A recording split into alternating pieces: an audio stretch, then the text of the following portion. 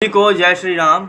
तो बियर भारत में आप सभी का स्वागत है। और आज का जो बात है वो थोड़ी सी ज़्यादा बड़ी नहीं होने वाली। मैं कहना चाहता था कि मैं एक चीज़ देखता हूँ कि भारत में अधिकतर जब हम सनातन संस्कृति की रक्षा की अभी जो विचार का चर्चा कर रहे हैं उसमें एक चीज़ जो है वो चयनात्मक पद्धति बहुत ज़्यादा इस्तेमाल की जा रही है। चयनात्मक मतलब कि चुन चुन के एक एक चीज़ों को इस्तेमाल करना, मतलब उसको उपभोक्तावाद कह सकते हैं कि किसी चीज़ का इस्तेमाल कर सकते हैं कि इसको इस्तेमाल के लिए रखो, जब इसका इस्तेमाल हो जाए तो फेंक दो, मतलब कि ऐसे खाओ और फेंक दो पैकेट, ठीक है ना, ऐसा ही कुछ। तो अभी मैं एक ईसाई कट्टरवादी के साथ मेरा एक चर्चा हुई थी। डिबेट तो नहीं कह सकता मैं तो चर्चा कर रहा था, पर वो हो सकता है डिबेट कर रहा हो। तो चर्चा काफ़ी लंबी हुई और लंबी होने के बाद अंततः वो बस गोल मटोल ही कर रहा था, बातों को घुमा ही रहा था बस। और हम तो शास्त्र सिद्धांत रख रहे थे। पहली बात तो वो बहुत ज़्यादा संसारी बातें कर रहा था। सांसारिक बातें करते फिर वो सनातन की संस्कृति के ऊपर बातचीत करने लग गया, ठीक है ना।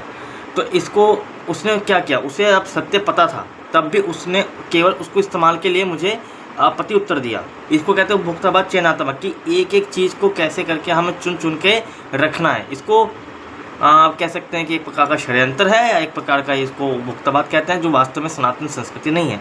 पर ये चीज़ मैं जब इसके भीतर देखा तो मुझे पता है कि ये विदेश से ही आया हुआ है, ये बाहर का ही सिद्धांत है। विशेषकर उपभोक्तावाद या चयनात्मक हमारे भारत में, हमारे सनातन संस्कृति में तो नहीं है। एक तो ये होता है कि आप सत्य स्वीकार करो, एक तो होता है असत्य स्वीकार ना करो, ठीक है ना, कि आप संसार में रह सकते हो या फिर आप भगवान का भजन करो। दो चीज़ साधारण शब्दों में। अब कोई व्यक्ति भजन भी कर रहा है और संसार की बातें भी कर रहा है, संसार की बातें भी कर रहा है, फिर जब आवश्यकता पड़ती है तो हरि के भजन को या अध्यात्म को ढाल बना के इस्तेमाल करता है। उससे कोई लेना देना नहीं है, उसे पता भी है, पर उसका इस्तेमाल करता है। इसको कहते हैं उपभोक्तावाद, जो विदेशों में बहुत ज़्यादा है और भारत में भी इसका प्रचार हुआ और इसका इस्तेमाल ही किया जा रहा है, ठीक है ना। जिस प्रकार से भगवद गीता के कुछ श्लोक है, जैसे कहते हैं यदा यदा ही धर्मस्य ग्लानि भवति भारत, इन श्लोकों का भी इस्तेमाल किया जाता है। फिर अभ्युत्थानम धर्मस्य तदात्मानं सृजाम्यहम्। भगवद गीता में कम से कम 700 श्लोक है। 700 श्लोक में भगवान ने बहुत कुछ कहा था। भगवान ने अपने भजन के बारे में कहा, कर्म योग के बारे में। पहले तो कर्म सिद्धांत को ही लिया और मैंने कर्म सिद्धांत के विषय में बहुत बताया कि कर्म सिद्धांत विशेषकर वैज्ञानिक ही है, क्योंकि ये भाग्य और दुर्भाग्य से जुड़ा हुआ नहीं है। जो चर्चा में उस ईसाई कट्टरता के साथ हुई, मैंने उसे कहा कि दुर्भाग्य उस भाग्य में हम यकीन नहीं करते, हम कर्म सिद्धांत पे यकीन करते हैं। कृष्ण अर्जुन को नहीं कहा कि तुम्हारा भाग्य है, तुम लड़ नहीं रहे हो, मतलब कहीं ना कहीं तुम्हारा भाग्य ही था, इसलिए तुम्हारे मन के अंदर ये भावनाएं उमड़ रही है कि मैं युद्ध नहीं करूंगा।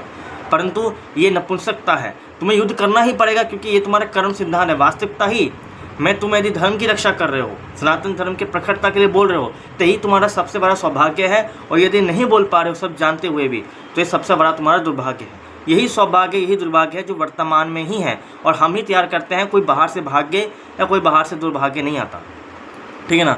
तो हमारे सनातन धर्म में ऐसे भी कई लोग हैं, जैसे कि कई लोग ज्योतिष वाले हैं। ज्योतिष का हमारे यहाँ वैदिक ज्योतिष को ही वास्तव में खगोल शास्त्र में सिद्धांत दिया गया है, ना कि आज के फलित ज्योतिष को।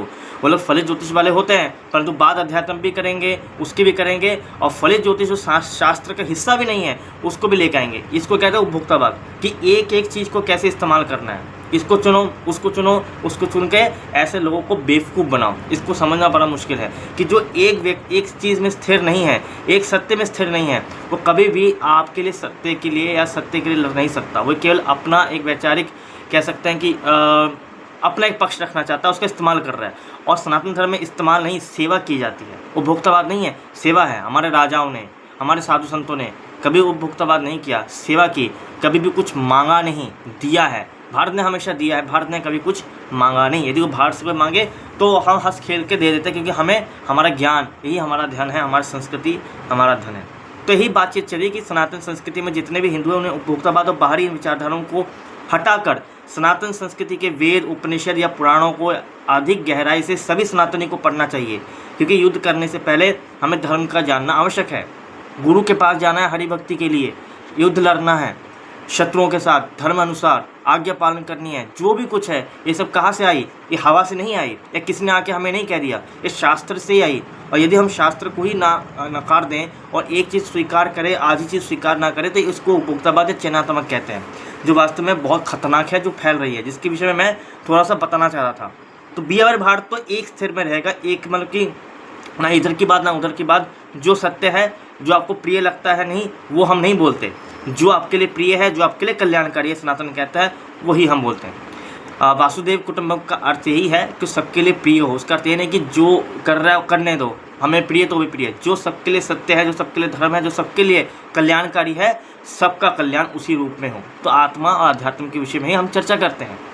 तो जो भी होता है कि हमें अपनी सनातन संस्कृति चर्चा करनी है, उसको वैज्ञानिक घोषित करना है। उसके अंदर हमारे जितने भी परंपराएं हैं सब वैज्ञानिक है, सब वैज्ञानिक। कोई ऐसी परंपरा नहीं है कि कहीं से उठा के चिपका दी आस्था के नाम पर। हमारी आस्था नहीं होती, हमारे यहाँ विज्ञान होता है, धर्म होता है, मानव कल्याण होता है। आस्था अन्य मजहबों में होता होगा, हमारे सनातन में नहीं होता। तो इतनी सी बात जो थी मैं बताना चाह रहा था। अगर आपको अच्छी लगी तो बी आर भारत को सब्सक्राइब करना, अधिक से अधिक सनातन हिंदुओं तो ये पहुंचाना, ताकि वह भी जान सके कि उपभोक्तावाद और चयनात्मक हमारी सनातन संस्कृति का हिस्सा नहीं, जिसका कट्टर हिंदू अधिकतर इस्तेमाल कर रहे हैं, जिससे सनातन संस्कृति की लड़ाई नहीं हो सकती। क्योंकि वह भी करते हैं, हम भी करते हैं, हम मज़हब से अलग है, इसलिए हमें अलग होकर कार्य करना पड़ेगा। यदि आपको बात सही लगे तो इस वीडियो का अधिक से अधिक शेयर अवश्य करना। जय श्री राम।